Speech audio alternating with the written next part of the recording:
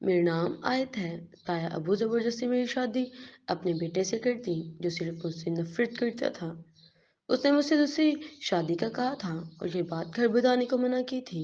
मगर जब ये बात उसने जेठ के मुंह से सुनी तो सुर्ख आंचल किस नंबर 6 का दूसरा हिस्सा।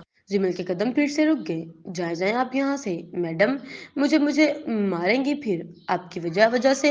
वो चेहरे मोड़े बोली। सलार ने एक कदम उसकी तरफ उठाया। कौन मैडम? वो हैरानगी से पूछने लगा। जिमल ने जवाब नहीं दिया। अफशीन चाची, वो शिद शिद पूछने लगा। जिमल ने जरा सर रुख मोड़ कर उसको देखा और फिर से जाने लगी। शट अप, रुक जाओ वहीं, वो एकदम चीखा। प्लीज आवाज मत निकाले, वो मुझे मारेंगे। कौन कौन मारेगा तुम्हें? सलार चिढ़कर उसकी नकल उतारने लगा। अदिल जिमल ने जवाब दिया। हाँ, बड़ा मुदाब और बाइज्जत है जिसका जिक्र ऐसे कर रही हो। सलार को उलझन हुई। निमल फिर से जाने लगी। सलार ने अचानक उसका हाथ पकड़ लिया। ये बेख्तियारी अमल था जो उससे हुआ था। जिमल की आंखें हैरानगी से जहां फैली थी वहीं सलार ने उसके हाथ छोड़ दिया। तो तुम्हें मेरी वजह से मार पड़ी थी? वो पूछने लगा। जिसे उसे फर्क ना पड़ा हुआ हो इस हरकत से, बराए मेहरबानी यहाँ दोबारा मत आइएगा, जिमल ने कहा। और वो वहां से बिना रुके चली गई। सलार जबकि उसके गोरे पांव जिस जिस तरफ उस पर रखे जा रहे थे उन्हें तवज्जो से देख रहा था। कुछ देर वो वहां खड़ा रहा, इधर उधर देखता रहा।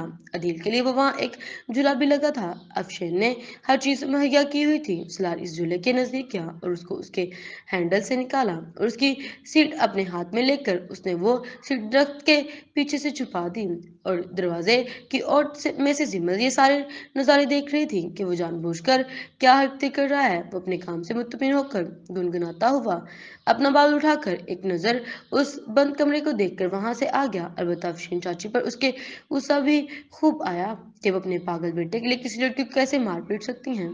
अपने रूम में आकर वो शावर लेने जाता कि गिलास बाल पर निगाह गई। अंधेरे में वो हया उसकी तरफ तेजी से बढ़ा था जहां वो सिटिंग छुपा कर आया था और जल्दी से वो सेट निकाल कर उसे झूले को दोबारा जोड़ने की कोशिश शुरू की और काफी तगदूद के बाद वो सेटिंग उससे लग ही गई। सलार हैरानगी से ये देख रहा था। लगाने के बाद वो अंदर चली गई। सलार के मुंह से बेसाख्ता ये अल्फाज निकले।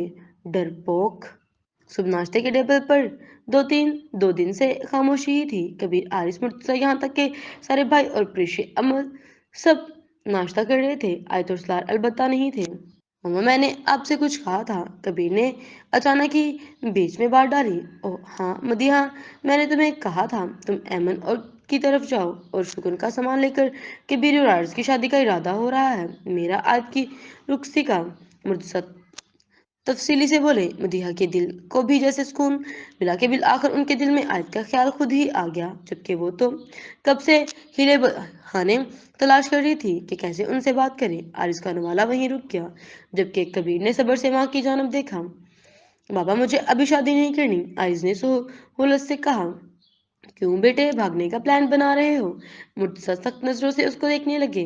आरिज ने कांटा रखा और उनकी तरफ देखने लगा। मैं आज से ना ही निकाह करना चाहता हूँ और ना ही रुखसती करके उसे अपने सर पर बिठाना चाहता हूँ। वो बिना लिहाज के बोला। बदलिहाज मुर्तजा तो जैसे सलार की बात पर बड़े बैठे थे एकदम अपनी जगह से उठे। कबीर ने उनको आरिज तक पहुंचने से रोका।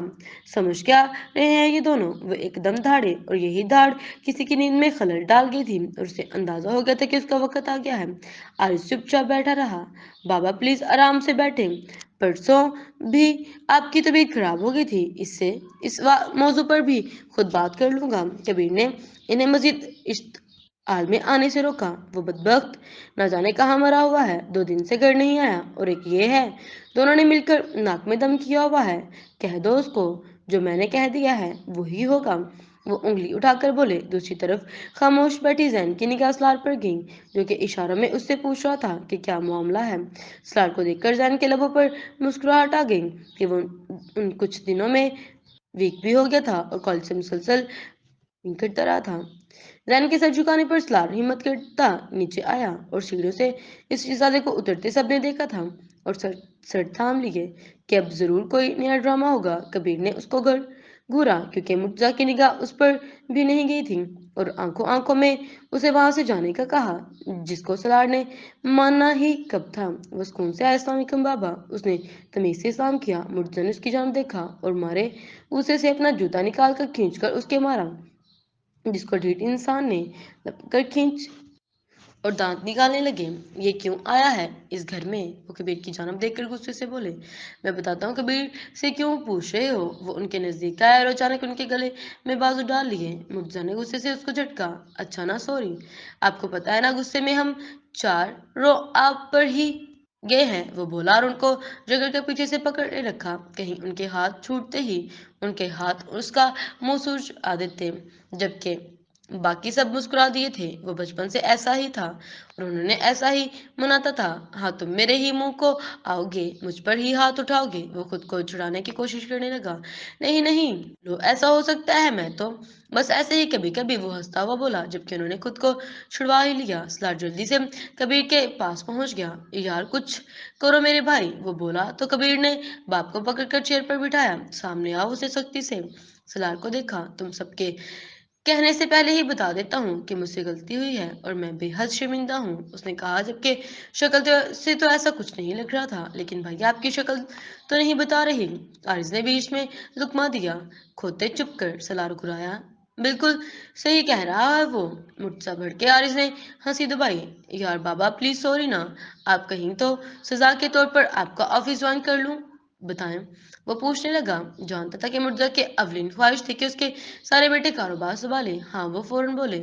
बड़े तेज हैं आप, सलार ने मुंह मोड़ लिया, जबकि मुर्जा ने उसकी पीठ पर मुक्का जड़ा। वो वही सलार के ड्रामे शुरू हो गए। मुर्जा खुद भी मुस्कुरा दिए और इन्हें वो चारों ही अजीज थे। उनके मुस्कुराते ही मौत की कसाफत जाती रही। कबीर और आर्ज ऑफिस के लिए उठ गए। मामा मैं चाय में घर आऊंगा, कबीर उनको कहकर चला गया, जबकि बाकी सब भी रफ्ता रफ्ता जाने लगे। तुम्हारे लिए नाश्ता लाऊं? सलार को देखकर मदिया ने पूछा। ओनो मामा, मुझे सोना है, आपके शोर की वजह से उठा था बस, वो अंगड़ाई लेता बोला, जबकि मदिहा ने नफे में सर हिलाया। वो सुधर ही नहीं सकता कभी। जैन कॉलेज 5 दिन बाद लौटा था। सबसे मिलकर वो कॉरिडोर में से हरम का हाथ पकड़कर उसे एक रूम में ले आया। हरम की अलबत्ता चीखें निकल गई उसी की इस जुरत पर। जहां उसने पिछले 5 दिन गुजारे थे, उन्होंने ही उसे इतनी जुरत दी थी। कैसी हो शमश, उसने उसकी चोटियों में से कुछ निकालती लटों को नरमी से पकड़ा। छोड़ो मुझे, मैं तुम्हारी शिकायत लगाऊंगी। हरम डरती डरती बोली। लगा दो, वो मुस्कुराया और बेताबी से उसके चेहरा देखने लगा, जबकि हरम उससे दूर सिरकने लगी। यार डरती क्यों हो इतना? जैन हंसा। दूर रहो मुझसे, मैं सच कह रही हूँ, मैं तुम्हारी शिकायत लगा दूंगी, हरम बोली। जैन ने सर झटका। किसको लगाओगी?